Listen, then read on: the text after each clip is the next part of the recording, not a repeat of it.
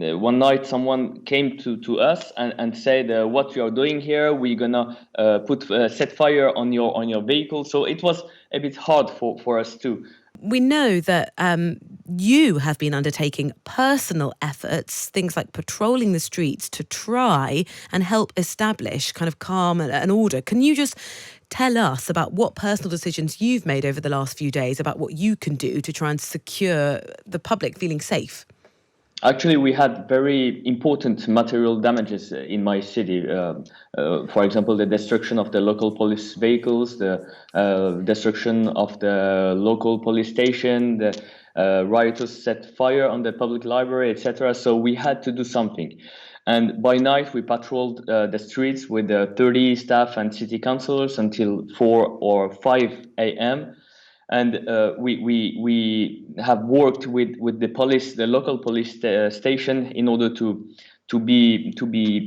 warn if something happened in the street. It was a very hard moment for me because my city is very close to Paris. It's a very well located, quiet and beautiful place. But nothing, absolutely nothing may suggest us that what happened will happen with this intensity. Mm. And when you were patrolling, what kind of did you come across incidents that the police had to be alerted to? Yes, and we were very. It was a bit hard because we were afraid, but we have to go within the streets, and we warn if something happened. So we had the help of the police, local police station, and it was a very, very difficult moment for me and for my staff members.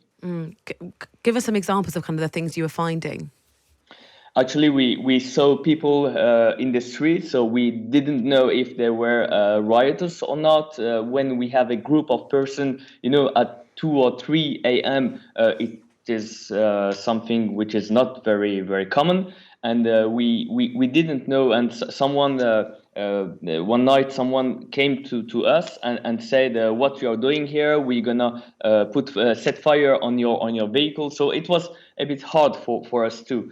But we were very afraid by the fact that they may set fire to the city hall and different places in the street. So we had to do that, and I'm really happy to have passed this few moments, very difficult moments for the moment.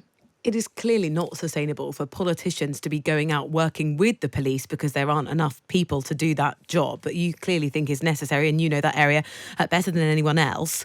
What kind of solutions did you put forward to the president when you had this big meeting with him earlier this week to say, look, this isn't going to work, this is what we need instead?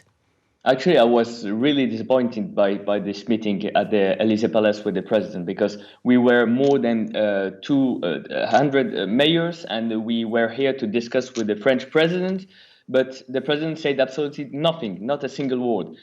Actually, what I call for is for more toughness from the state, from justice. We have to give greater powers to the city police officer. We have something, for example, have to get permission for the local police to use drones in order to monitor activities in the street.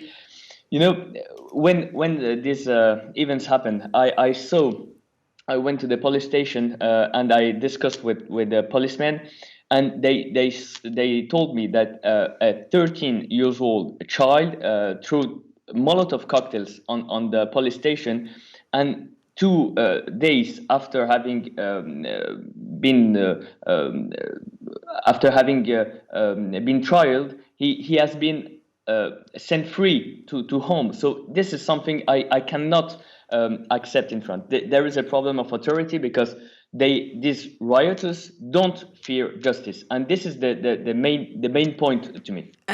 The concern might be from the outside watching what happened in France that sort of toughening up and strengthening the police powers might actually incentivize the rioters more. Actually, I think that this is, we have to give more powers to police. Police in France behave well. It may happen that something goes wrong, but we have to stop. I hear debates on maybe police may be racist, etc. We have to stop to import this American debates in France politics. This is not real here, and there is no excuse for the violent behavior and savagery of we saw during this riots. Nothing can justify these behaviors.